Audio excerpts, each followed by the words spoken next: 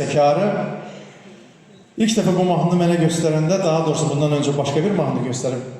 Əzizim, değerli, gözəl bəstəkarımız, Respublikanın xalq artisti Vaqif Gərazadə. Yəni alqışlayan gürültülü alqışlarınızla. Deməli bir əhvalatı danışım sizə. Vaqif müəllim mənə bir mahnı yazır. Deyir ki, bu mahnını oxuyacaqsan, mən oxudum o mahnını. Çox qəliz mahnıdır. İndiyənə qədər də canlı oxuya bilmirəm o mahnını. Bir dəfə oxumuşum həyatımda o mahnını. O da studiyada. Vaqif müəllim dedi ki, gedirsən festivala. Deyirəm, Vaqif müəllim, mən bu studiyada gücdən oxudum. O festivalda bunu necə oxuyacağım? Yox, getməlisən, getməlisən. Nəysə, festival da orada qaldı, mahnı da oxumadım. Amma onun yazdığı, nəinki mənim ifamda, bir çox estrada ulduzlarımızın ifasında illər öncə də, bugünə qədər də Vaqif Gərazadə yaradıcılığı yaşayır, yaşayacaq, həmişə də yaşasın. Vaqif Gərazadə, Damma. Musiqisi Vaqif Gərazadə, sözləri İsmail Vedaşov. Damma.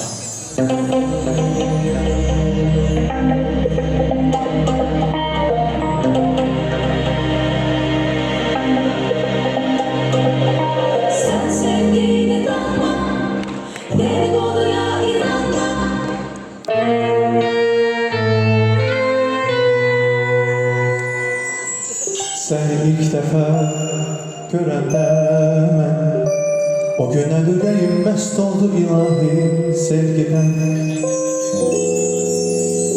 Tutup sevinci əllərindən, içi beşki şərbətini sevdim səninlə.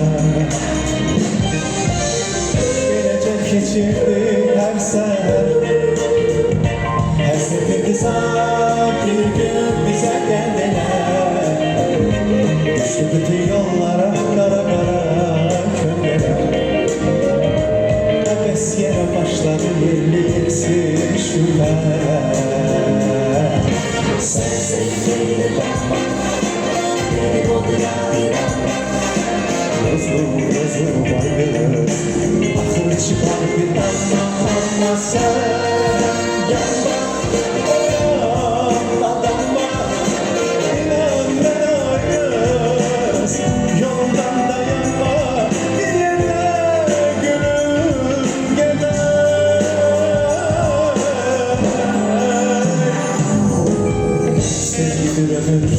şirin arzu, nam olan yerde yalan ne çoktur korkusu.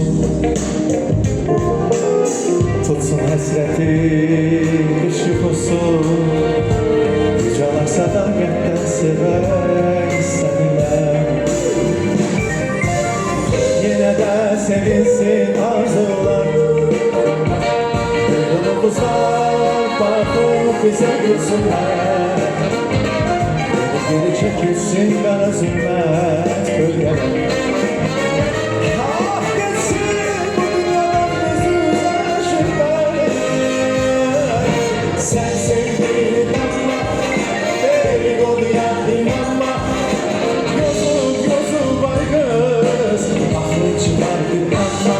Ama sen yanma, Damma.